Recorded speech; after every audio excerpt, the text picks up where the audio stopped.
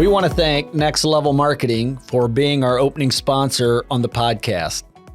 If you have social media that you use for marketing, you need to check out Next Level Marketing and follow them on Facebook. You can also reach them at Gary Bontrager Consulting on our website, www.garybontrager.com. They will do a free audit for you and check out what your social media, how it's performing, what loopholes there are, and how you can tighten it up and be more effective with your marketing. They will help put strategies together to use organic growth to maximize the dollars that you do spend. We appreciate them being an associate sponsor with us on this Mindset Growth podcast and enjoy what they do for us. This is a company that we work with and we endorse, and we don't take that lightly. Welcome to another episode of Mindset Growth Podcast. I'm Gary Bontrager, your host. I have Heather here, my co-host, with me today. And we have a guest today that I don't know a lot about, but I'm interested in learning a little bit more about her because reading the bios and the things that we could find, it's very intriguing and it seems to really fit with what our podcast is, and that is just simply the mindset growth and the changes that people have to go through and how they think to accomplish maybe the greater and their full potential. So with that, I want to welcome Donna Franklin to the Mindset Growth Podcast. Welcome. Thank you so much. Thanks for having me. Absolutely. Just tell us a little bit about yourself. Well, one of the reasons that I'm so interested in mindset is because of where I came from. And which was, I grew up in Alabama. Okay. And I have three sisters, and we grew up with very little money. Actually, we had almost no food, right? Wow. And we were able to eat at school with free breakfast and free lunch. And so growing up like that, the only mindset that I really knew was poverty mindset. Right. Right. Because that's what we grew up with. And, kids, I love kids, but some kids are just not very nice. Absolutely right. So we experienced a lot of bullying and a lot of, being made fun of and things like that. And so coming from that and never really having positive feedback and positive mindset, nothing like that going on. And I tell a story in my book that when I was 18, I had been working for 2 years, part-time, because I was going to school, high school, right? And so I had saved up, over 2 years, I had saved up enough money to go buy some clothes. And I went into a store and I didn't know how to buy clothes. I had never been with anyone, like any family member, because if you can't have food, if you don't have food, then you really aren't buying clothes, right? Right. At least you shouldn't be. And so I didn't know how to do any of that.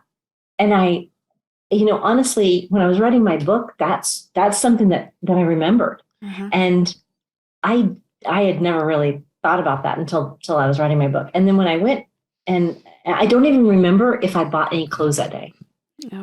What I remember is I went back to my car and I thought, I will never live like this again.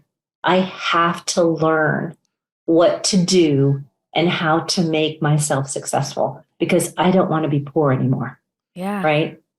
So that's when the turning point was for me. That's awesome. So that was a big shift. And that's what's so interesting. I hear that. I had a similar, not that, but I still had an experience in my early life of something that was a life-changing experience. And I think what I'm curious to know, though, it probably didn't just transform at that point. It's now been a lifetime of living and learning to get past that, I would imagine, for you. Oh, absolutely. That was just the start. Right. But it's kind of the transfer. That was when I had to make, I knew I had to make some decision. I knew I had to make some changes, right? That was the day you put a stake in the ground and said, I'm going forward.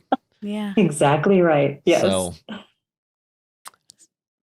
where are you now? That's one thing I couldn't find. Oh, I'm in San Antonio, Texas. Okay. Yeah. I moved here from Denver about 16 years ago. Okay. Well, you're the second Texan we've had on today, and I had both of my daughters have spent time in San Antonio, so I know that area somewhat and enjoy the Riverwalk. So. Oh yeah, and where are you located? We're in Iowa. Okay. We're in the same time zone, but that's probably about it, Donna.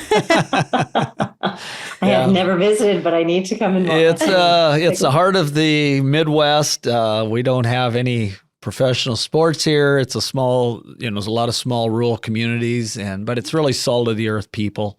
I always said I would leave, and I probably still will end up somewhere else at some point, but it was a good place to raise my family. So that's fantastic. Do you have a morning routine? I'm sure it looks different to you than it did when you had that experience at 18 years old, but what does your morning look like to you now? So when I wake up, I actually get ready and I walk my dog. We just got a new dog. And so I used to get up and get ready and exercise, but now I get up and I walk him. That's still an exercise. I exercise after that. Okay. Right? All right. But I have always prayed whenever in the mornings and in the evenings before I go to bed. So now as I'm walking him, I'm saying my prayers for me and my family and my friends and anybody that I know that needs some prayer. And that's how I start off my day. Excellent. And then also when I come back and after I'm finished exercising, when I'm in the shower, I've been listening to a bunch of different people that like Tony Robbins, who I love, and Dean Graziosi and all those.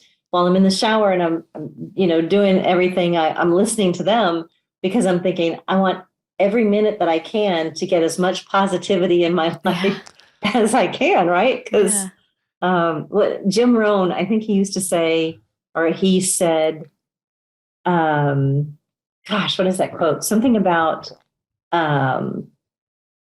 oh shoot, I'm sorry, I can't think of the quote. But basically, it's being positive is not something that you get one time and you carry with you. It's like a shower. You have to have it daily. Right. So no, those are all great people to listen to, and I can definitely identify with that. I probably sometimes drink out of a fire hose when I'm trying to, just keep bringing it in because there's only pieces that we retain. So one thing we're going to do for you now is we kind of switch. We do a little segment where we just call them rapid fire questions for you that you don't know about. So we're going to throw some at you just to kind of loosen things up a little bit and get our energy going. And then we'll get back to what we actually sent you. So you are going to get a little bit of a surprise here. Heather, I'm going to let you start with the first one. Okay. Do you have a favorite thing that you like to cook? I don't really cook. That's my favorite thing as well, Donna. I love it. All right. Do you have a favorite place that you like to go to? As far as physical location or to eat from. So whether you have it. I love Mexican food. Okay. And so there's a local restaurant called Chewy's here. Oh, and, I've heard of Chewy's. I really enjoy that. But awesome. I used to love a place called On the Border, and then they closed here. So, we had them in Colorado, but. Yeah, I've seen those as well. For the next one, what is something that you are tired of hearing about? I actually stopped watching the news. Yes, same here. I agree. News. I listen, so I know I'm aware of what's going on, but I'm just not going to listen to them on a daily basis. Yeah. Right. Have other sources that we can get our information from, and it's between that and politics. I just get tired of it all. But me too. Yep. Exactly right. Yes. What time of day are you most productive? Oh, first thing in the morning. Yeah. Mm-hmm. Morning person, huh?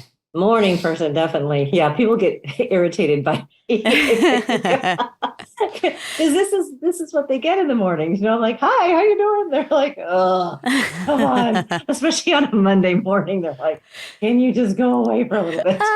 You have coworkers that wake up to 10 emails from you. Well, that's good. That's good. It's It's better to enjoy the day and look forward to it. There's too many people that dislike Mondays, and my advice typically is you probably need to find something different to do if you dislike it that much, but that's a whole nother conversation.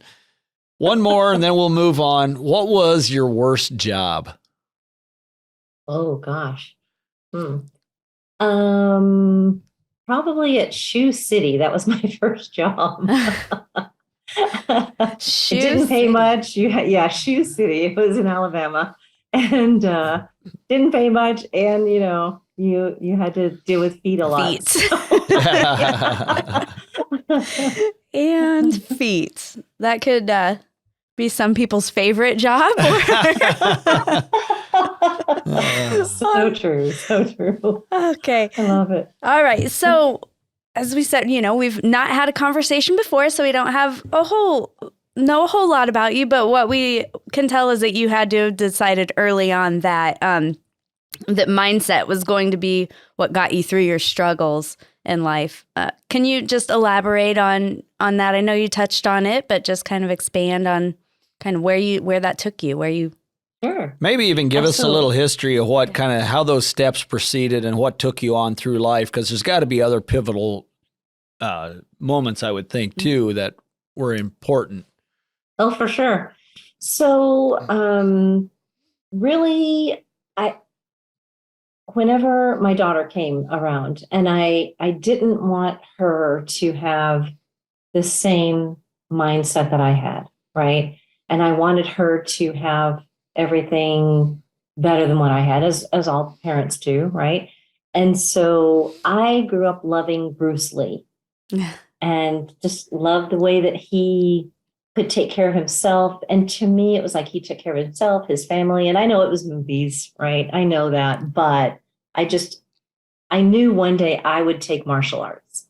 And when my daughter was 4 and I had gotten a divorce, I knew I had to do something that would help me to get through that. And my mother, unknowingly, I think really, she kind of put fear in all of us. She'd always talk about how someone was breaking in the house or things like that. And so we all grew up with a lot of fear. And I hate having that in my head, right? And I thought, I've got to change this. And so when my daughter was 4 and I'd gone through the divorce, I kept passing by this, it's called Family Martial Arts Studio. And I kept thinking, all right, you got to stop. So finally one day I just thought, I can't say that anymore. I'm stopping, right? And so I actually walked in and there was a bunch of people around. I'm like, oh, right? And so I just went and I saw the brochures and I walked over and I just grabbed one and I was trying to get out without anybody noticing me. And of course they did. And they, oh, can we help you? Oh, no, that's okay. I'm just checking this out. And I got in my car and I thought, oh, Donna, come on, And so that night after my daughter, I put her to bed and I was going through the schedule and I thought, you know what? I can do this. Because if I don't do it now, then I'll never do it. And so I enrolled the very next day, and it took me 5.5 years to get my black belt. But during that whole process was such a great learning experience, not only from physically growing, but mentally growing, because I think martial arts is one of the best teachers, not only physically, but also mentally. Mm-hmm. Yeah, I would agree with that. That's I don't do it. I've probably wished I had, but I agree with that. It seems like so much of it's a mental strength that we have to develop. I guess another question that comes out of that then, so if you wanted to think differently than, or your daughter to think differently, what was, you did martial arts, but even what all led into that? I mean, because you talked a little bit about more of it being a mental thing than a physical thing. What is some of that process? I mean, what are some things you learned so that the viewers listening can get an idea of maybe they just need some advice on this, but what were some of those things that worked for you to take that negative mindset and that fear-driven mindset away? Right. You know what it did? That was the first time that I had ever set a goal for myself and really did something for myself. And I followed through. Mm-hmm. Right. And I think that was really what helped me to know that you can set a goal and you can achieve it. And it may take 5.5 years, or it could take a year, right? But just if it's something that you truly desire, then you can do it. You just have to have the right mindset and to tell yourself, this is what I'm going to do.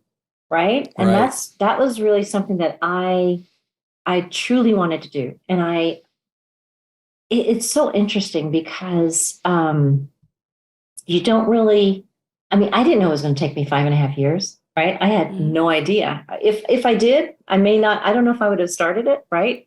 I may have, but once you get into it and once you realize that, you know what, this is a great learning. And my daughter was in the school with me the whole time. Every time I'd go to class, which was at night after work, she'd be there. So she was also gathering all the good vibes and good information from everybody there too.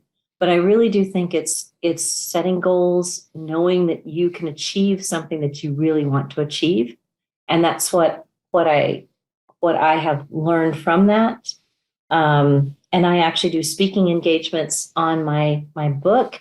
And what we do at the end of the speaking engagement is I have a board for everyone, and I have them write on a board something that they want to achieve or overcome. And then we break the boards. And that's been amazing because it also shows them that they can do something. If they're shown how to do it, then they can do it and they can accomplish it. And if you don't mind, this story. Oh, absolutely. From my last class. It was so amazing. This little lady, she comes walking up and she has her board, and she was almost at the end of all the people breaking their boards. So by that time, some people had not wanted me to look at what they were breaking the boards for, what they'd written on the boards. And so I didn't look. So I'm holding it out, and she looks at me and she says, "The oncologist would be really upset with me." And I looked at her and she said, "But I'm beating this cancer." And I just got chills. And I held the board and I said, and I hope I can say this, "Damn right you are." Yeah. Right. And I held the board. She broke it she broke it first time. And her whole body changed. And I knew for the first time that she was going to beat cancer. Absolutely. That was in her mind. Right. And now this was the first time I think she truly believed it. Right. It was awesome. And I thought, that's why I'm doing this. Yeah. Right.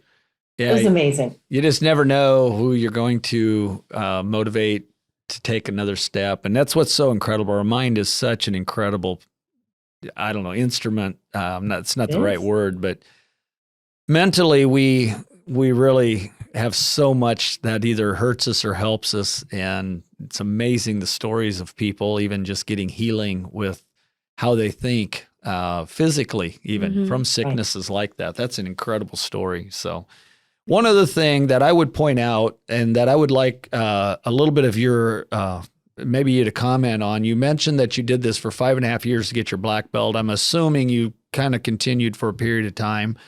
But one other thing that I think that I see just as I hear you talk is that you also probably very obviously surrounded yourself with a different group of people.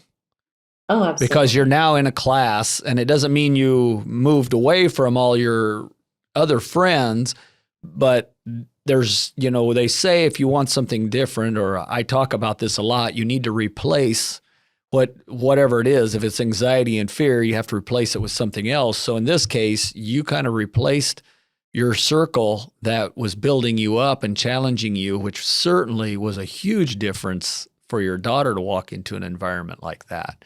So did you experience that? Do you attribute some of that to your success of being able to maybe reshape some of your thoughts?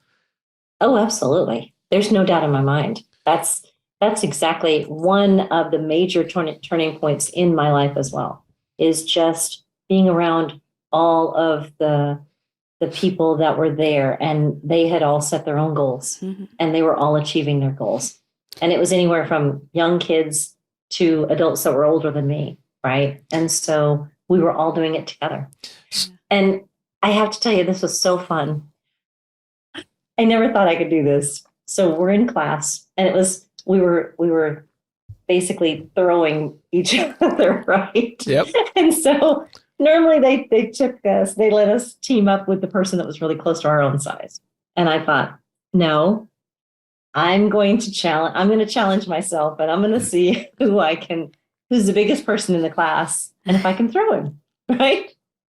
And so I saw him, and I just went like this, And so he comes over, and I said, "Can I throw you?" I mean, who are you going to say that to, right? And he just said, "Sure."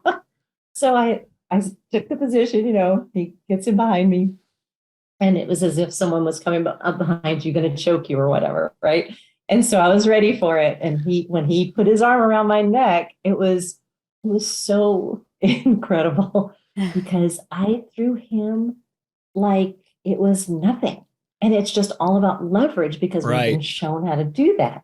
Yes. But that was like one of the first times I was like, yes, I'm so proud of myself for doing that, right? And then the second time was actually getting my black belt. But I think it's just little things that you do. I mean, that was huge to me, but it's just every little step that you take that's just gets you a little bit extra, along the road along the path that you're wanting to go to. Every little step is what helps you, right? But it was just all those little steps accumulated to where when you needed to, you knew at that point you could take the largest person in the room. That was a good figurative statement, but frankly, it's that way in life. I mean, it's not always physical. It's sometimes mental as well. Mm-hmm. And that's what you had to prove to yourself. Challenging yourself and succeeding at your own challenge and goal. That's, like you said, it could be little, maybe in the grand scheme of things, but it's so huge to your own confidence. And okay, what's next? What am I going to put in front of myself next? So what I did next was I was working for the government at that time. And that was a job that I felt secure, right? And I went into working as a real estate agent after that. And that was a huge change for me because there's nothing secure about it. Yeah. Yeah, it's a fully commissioned. In most cases, you're fully commissioned, and it's either sink or swim. Yes. I've got friends in it and familiar with it, so we work with realtors as well. But I would never have done that had I not had the confidence from my Taekwondo and just from just from trying different things. But I know that's why I had the confidence to even try it. And then is that what you still do, or is the real estate kind of what you've moved into and took you from that point forward? I am. I've been in real estate for 16 years now. And but I've written 2 books in the last couple of years. Okay. And what I've been doing recently is, I've been still in real estate and it's been very busy, but I've also been speaking at different engagements. I just got invited to Canada, of all places. Oh, fun. Excellent. To speak in Canada. So I'm like, really? Okay. But so that's a new adventure, which I'm really excited about. So let's talk about that a little bit. I know some of the things that you talked about going through, and I'm guessing you go into detail in your book about maybe some of the poverty, and then you've talked a little bit here today about changing some mindsets and things like that. What are your books about, or what do you speak about? What are some of the things? I mean, it appears like that's the path you're taking now, is transitioning more into personal growth and development and helping folks with that. So what are some of those book titles and things you speak about? So the first book I wrote about was, I think it's about 2.5 years ago, and it's called Ready, Set, Real9 Okay. And the reason I wrote that book is because I heard the statistic that 9 out of 10 real estate agents get out of the business in their first 1 to 3 years because they just don't know how to make it. And I had been in the business 14 years at that point, and I thought I can truly help them. And I was working on a course with Tony Robbins and Dean Graziosi and their team. And at that point, I created a book instead of a course. Their course was on creating courses, right? Mm-hmm. And so I wrote the book. And my office, so it's really to help new real estate agents to show them what they need to do. And my office has purchased books for me for the last year, almost a year and a half. Every new agent that comes into our office, every 6 to 8 weeks, they're getting a copy of my book. Nice. I get to brief them a little bit, and so that's been really nice. And then they get to ask me questions. And my second book, which is near and dear to my heart, is about mindset, and it's called Developing Your Kick-Ass Mindset. Yep. Right? Awesome. And the cover is a Taekwondo uniform with a black belt wrapped around it. And then on the back cover, it has me getting my black belt, right? But what that is all about is talking about my journey and how my poverty mindset, and then how I've developed through it and actually gotten to make 6 figures in real estate and been able to write 2 different books. And now just to where I have the confidence to get in front of people and speak. I would never have thought about this ever a few years ago, right? And especially not when I was growing up. There's no way. So what were some things that opened doors for you to start speaking and doing those things that you didn't think you could ever do? Well, my book was one of the first things, of course, and people are, it's so interesting because, and I've heard this before, and I had never even thought about writing a book. Mm-hmm. But what I have heard since writing a book is how much credibility that you have as an author. And the book has been the biggest catalyst to put me in front of people. And because once everyone saw the book and saw what it was about, that's when I've been having people reach out to me and say, can you come talk to our company? Mm-hmm. Can you come talk? Because our employees need a little bit of a, mindset change. And so that's what I've been doing. It's been a lot of fun. But good. Is your second book the one that you mainly speak on, or do you do anything for real estate classes on? So the only thing I do is whenever my office has the new students coming in, then I bring my books and my office purchases the books for them. And then I just let them know a little bit about that and then about the book, and to tell them really if they have any questions, just to contact me. And I've had a few, which has been great. Right. But mostly my speaking engagements are on my second book. So obviously you've done some coaching, I take it, because it sounds like you've worked with the Tony Robbins program and some of that. How instrumental has that been on development and positivity, or how has that positively affected you or changed your life? Tony was the first person that I ever listened to, or actually, listened to and read his books. That helped me to even start on my self-improvement journey. Mm-hmm. And I know sometimes he rubs people the wrong way. He's just kind of such a big personality. But to me, I think I needed that. I needed someone to say, hey, get out of this, get over yourself, right? Yeah. And let's move on. Right. And one of the things I really could relate to in what he says is that, your past is in your past, and you need to look forward to where you're going, because like in a car, the rearview mirror is so small. Mm-hmm. So stop looking in your rearview mirror and look at in front of you where your big windshield is, right? That's kind of for life. That's really, when he said that, I thought he's right. And everybody that I speak to and I talk to, and they all have things going on in their past, and I'm like, you know what? And let's work through them, and then forget about that. Get that in your past, leave that there, right? And let's figure out where you want to go. It's your past for a reason. Right. That's why it's called that. So no, exactly. And I just ask you that because we do a lot of coaching too, aside from this podcast, and it's amazing to me how hungry some people can be to come in and learn, and then how much others will resist it because I think they view coaching as I'm going to have to expose weaknesses and I'm going to have to expose what I'm not good at. But I know what it's done for me in my life to have a coach and have somebody who can look at me and tell me with really no emotional attachment just what I need to do.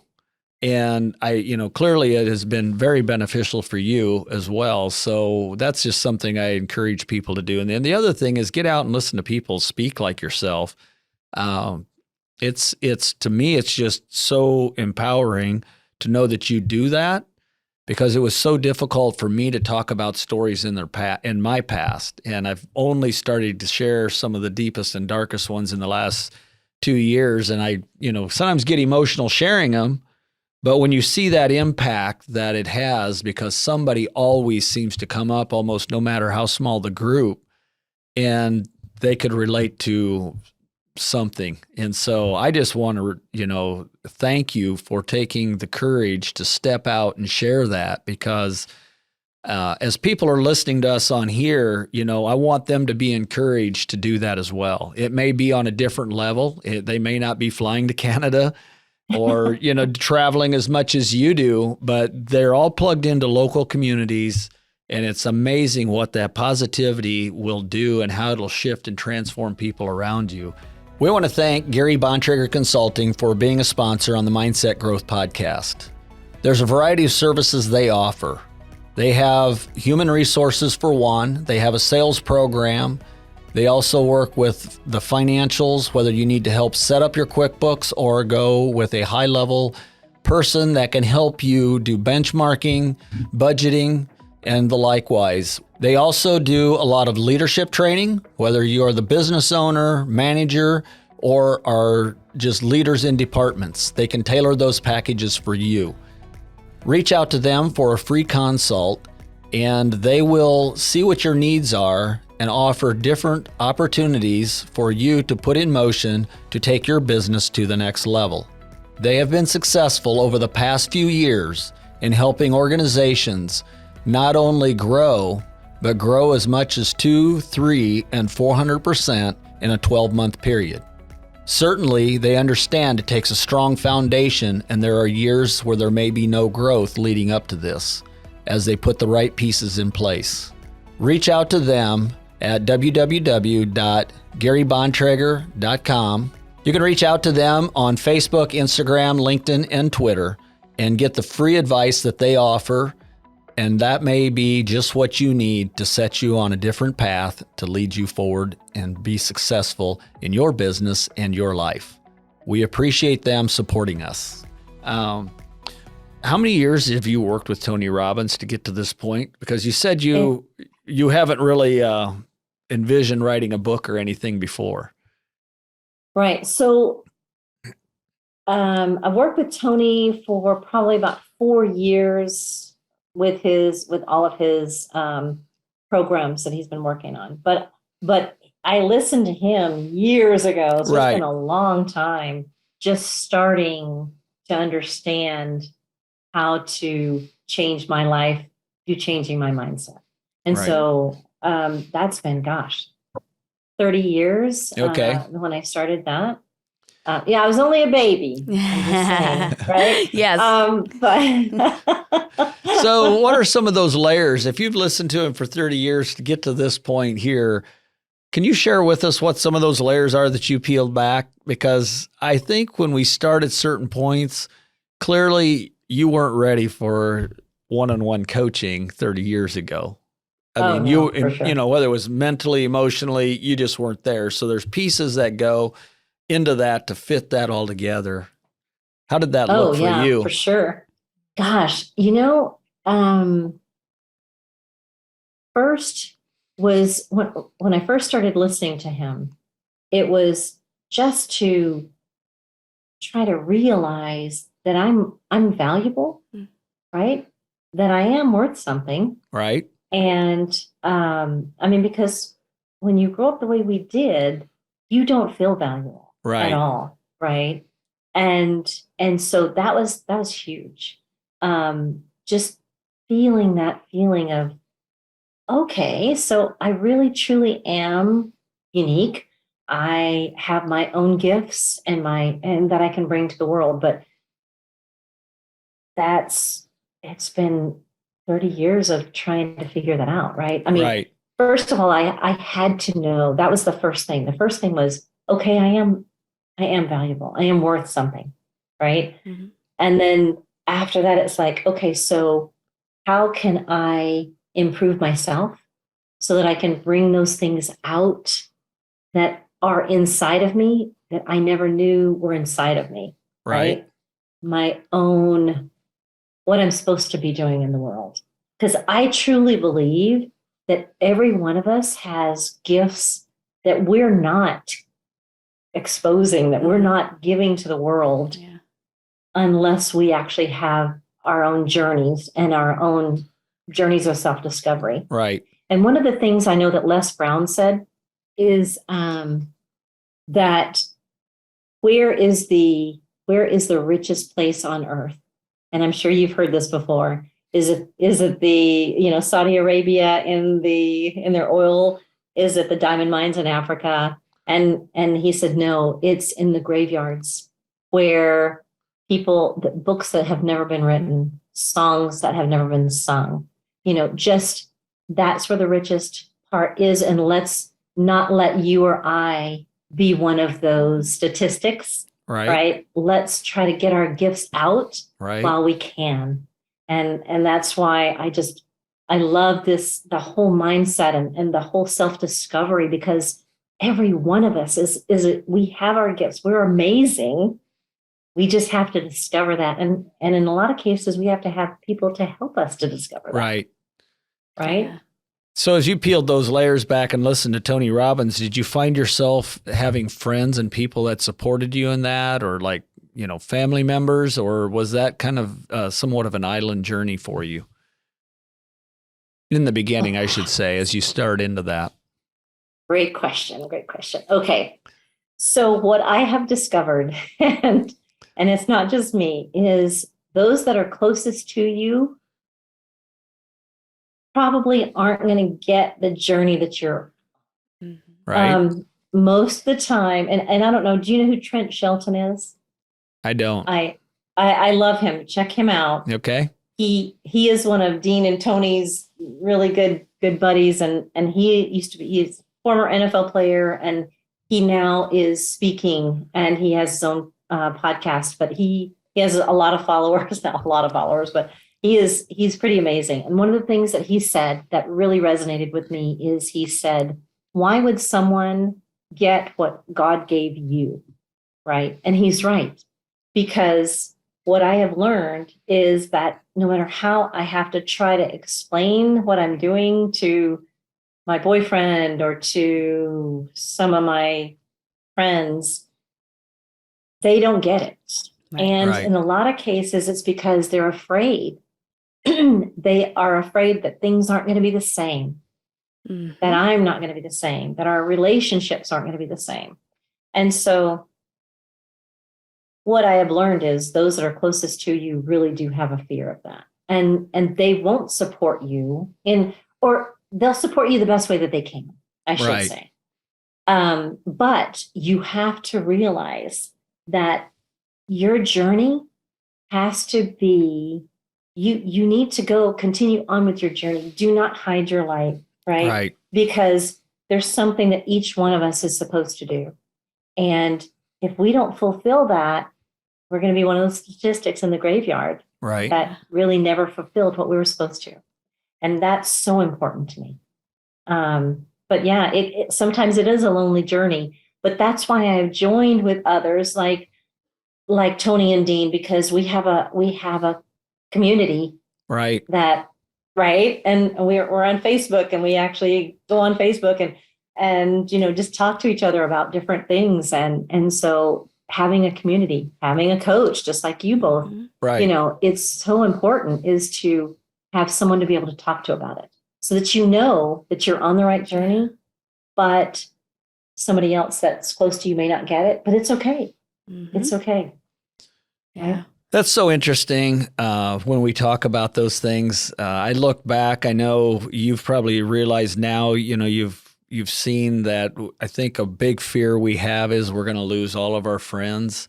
But a lot of those folks, interestingly enough, and as you can tell from my hair, I'm getting old. But interestingly enough, a lot of those folks have arrived at different places of their life too, at a different pace than I did. And it's interesting how we each had to go through our own journey. We each had to go through those steps. And I don't know if you can say this or not, but I feel blessed to have gone through what I've gone through so that I can relate to the people I'm supposed to relate to. Absolutely. And do you find that beneficial to you now and almost grateful for those experiences? For sure. I actually feel like I was supposed to go through those things growing up so that I could do what I'm doing now. And what I started about 5 years ago was a program at one of the schools. Actually, my daughter used to go to this school. And I started a program along with the vice principal and the counselor. And I provide the funds to them, and we bought backpacks. At that point, when we started it, it was helping about 25 kids and their families, basically. Mostly the kids that they're talking about, but it was 25 kids. And so the counselor, I give them money, and the counselor goes and purchases all the food. And the kids come in on Thursday, and they pack their backpacks, and they have food so that they can take home with them on the weekends. Wow. So if they have siblings, then they pack extra for the siblings, which is fantastic. And so during COVID, it went up to like 76 families. Yeah. Oh, wow. So yeah, and now it's back down in the 20s, but that's just in one school district. Right. And what I really want to do, and with the proceeds from my book, I'm actually wanting to expand that program all across San Antonio. Okay. And that's what I really want to do. And I would love for other states to pick up on that, right? And so we could get it across the whole United States, because our country, we should never have kids that don't have food. Yep. Right? I mean, Right. we're the richest country in the world. I mean, we should never have a child that's hungry. And so I'm starting here, and I want to expand it. But that's really what I'm trying to do right now. I can see why you and Tony Robbins can connect on that, because I know that was a huge deal for him as well growing up, just not having food. I grew up extremely poor, but we grew up on a farm, so we at least raised we always had something to eat, so I don't understand that side of it so well. I do understand wearing old clothes and all of those things, but so it's very different for me, but it is interesting to know that kids would actually go home hungry and not have something to eat. With the books you've written, do you see any more coming? It's funny, I didn't even see the second one coming, but my coach, whenever I was talking to her one time, and I had told her, I said, I love my real estate book, but I really want to talk about mindset, right? And it was right during COVID, and I thought people just need to have some more positiveness. Yes. We need to get this positivity out there. And she's like, well, what have you done? And I said, well, I've written a course, but I want to talk about it, and I want to help people to really know that they can do this, right? And so she's like, well, if you've already written a course, you've got it almost finished. Right. And she was right, because it only took me after she said that, it only took me 2 more months, and then I was able to finish the book and get it published. And I don't know. Honestly, I'm not sure what my journey is. I'm just really enjoying talking about this book because I love the topic. If I hadn't have changed my mindset, I'd still be, I would still be poor and in that place, not in a great place. Right. It's one of those things when we're so focused, and we're in, like how you grew up. I mean, you're so focused on survival, it really takes all the creativity and just kind of takes it away from you, because you're trying to figure out maybe the next meal the next day.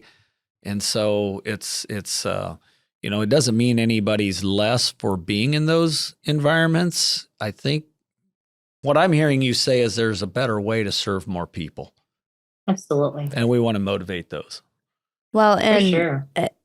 And what I think I can maybe relate to as well is when you're in that type of environment growing up, opportunities aren't really presented to you as, well, you have the option to do this when you grow up. The question isn't even really presented, what do you want to be when you grow up? Those aren't things that come to mind. For sure. So yeah, even it's just the survival, what's next. It's not what can be. So Right. that's a big step. That's a big shift. It really is. And it's interesting when you were saying that, it's whatever this came to my mind. And so I entered a beauty contest, Yeah. Awesome. whenever I was in high school. And it was my high school thing. And I don't even know why I did it, because the other girls I felt like were they were obviously very popular. And I just thought, I'm not sure why I'm doing this, but I was encouraged. I think, I don't even know who encouraged me, but anyway, I had a borrowed dress, and I don't even know where I got the shoes from. They were probably borrowed too. But when I was being dropped off, it was by my sister's husband's friend or something. Mhm. And he dropped me off. And the thing he said was, don't worry about winning. You're not going to win. Those other girls are just much more prettier than you are. Right. And I was like, wow, I really didn't need that, Right. Oh, gosh. Thanks for the encouragement, but I just thought, wow, he actually said that. And so I never had the thought that I would win. I just actually got out there and just did my best and just enjoyed whatever I was doing. And I was at the very last of the line. And when they called my name that I had won, I couldn't believe it. And that was one of those moments I just thought, oh my gosh, really? Yeah. They actually chose me. But it was because the judges were from another school. They didn't know any of our kids or any of that. So they weren't partial, I guess you'd say. Right. And so I think that was definitely another defining moment, because I thought, oh my gosh, wow, I actually won. And it was from someone that they didn't know me, but they were just going by whatever they saw, right? Which it's like, we didn't have anybody to come up to us. And I mean, even the counselors that we had, we only had one counselor in my high school, and she helped the kids, like the other kids, right, that had parents that would help them, but she was helping them to get into college, and she didn't even really help any of the other ones, for all of the other ones, like myself, she never even helped any of us to try to even learn how to do that. So the opportunities, like you said, they never were there. You Right. actually had to figure out your own opportunities. Right. And that's what I've also learned is, if they're not presented to you, you have to figure it out yourself. Right. And try to find somebody that really, Tony Robbins always talks about, if in order to get someplace further faster, find someone that is doing what you want to do, and actually learn from them, whether it's a book or whatever it is, right? And you can get there further faster. And I love that, because that's so true. 100%. I think so often people feel maybe inferior, or where they shouldn't talk to somebody or approach someone. I've had some young men, women come up to me and just ask for 15 minutes to sit down, and drink coffee. And I will tell you, when they do that, I'm willing to help them any way I can help them, because I That's see awesome. them, and I'm thinking, why'd you say 15 minutes? That's not enough time to even have a conversation. But they just think, if I can get 15 minutes, I might learn something, and he's too busy to give me 30 minutes or an hour. And so, usually I right away say, yes, I've got 45 minutes or something, and I'll grant them more time right away. But it's just interesting when that happens.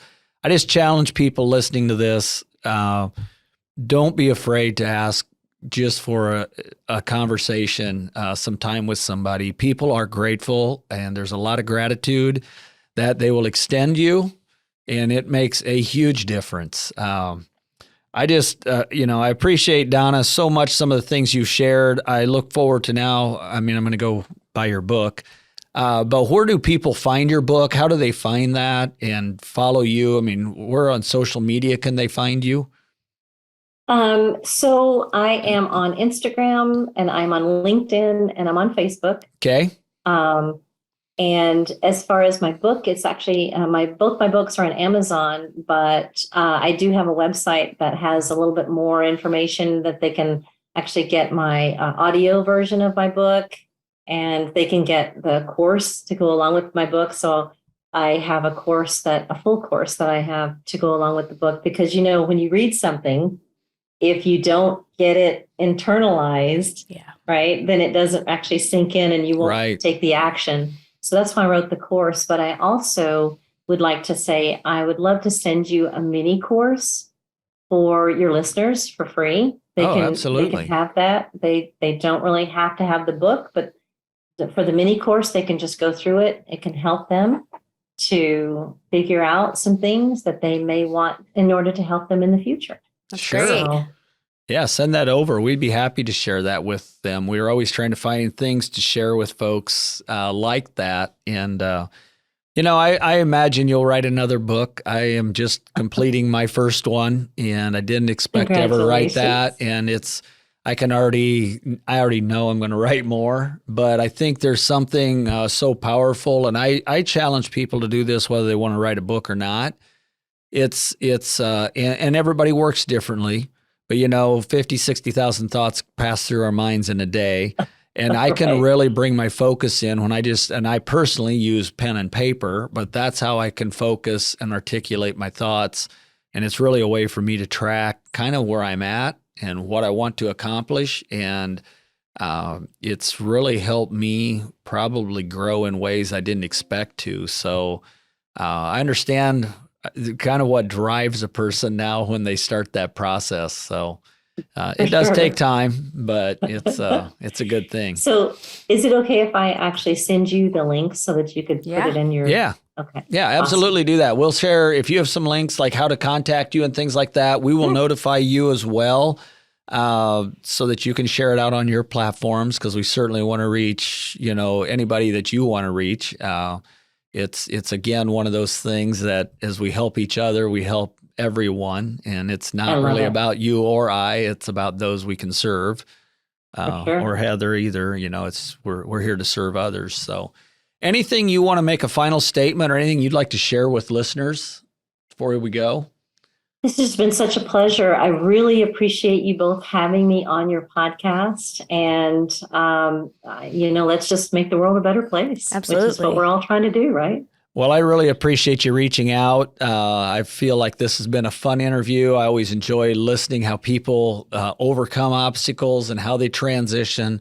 It seems like such a lonely world when we're the ones going through it, but clearly it's so powerful to share that. So with that, Donna, I want to thank you for being on Mindset Growth Podcast, and look forward to airing this episode and seeing how you can impact the world and getting to know you better. Hopefully our paths will cross down the road. So with Love it. thank you. So. Have a great day.